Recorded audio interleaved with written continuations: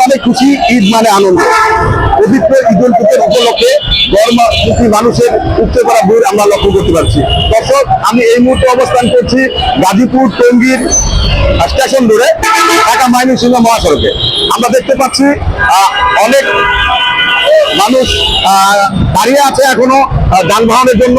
আর বেশিরভাগ যে যানবাহনগুলো ঢাকা থেকে ছেড়ে এসেছে ময়মনসিংহগামী, ময়মনসিংহের অনেক প্রতিটা যানবাহনেই অনেক মানুষ দেখা যাচ্ছে সিট না পেয়ে দাঁড়িয়েও তারা যাচ্ছে।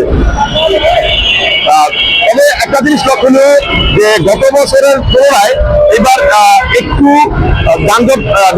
যানজট নিরসনে কাজ করে যাচ্ছে ট্রাফিক বিভাগ এবং নির্বিঘ্নে তারা বাড়ি ফিরতে পারছে।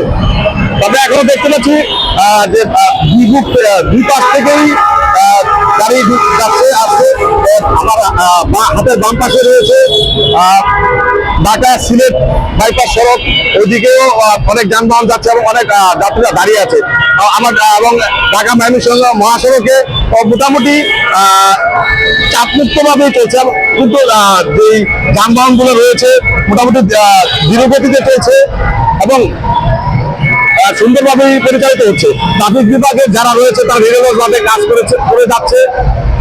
এখনো পর্যন্ত কোনো ধরনের দুর্ঘটনা ঘটেনি। তবে কিছুটা সমস্যা দেখা দিচ্ছে যে ব্যাটারি চালিত অটোরিক্সা গুলো রয়েছে, তারা কোনো আইনের তোয়াক্কা না করে যেভাবে পারছে সেভাবে ঢুকতেছে। এই জন্য কিছু পয়েন্টে ওই রকম যানজটের সৃষ্টি হয়েছে। তাছাড়া এমনিতে যানবাহন ভালোভাবে যাচ্ছে, কোনো রকম এরকম কোনো সমস্যার সম্মুখীন হতে হচ্ছে না। এই ছিল সর্বশেষ। জমির আলম অপু, দুই বাংলা টেলিভিশন, গাজীপুর।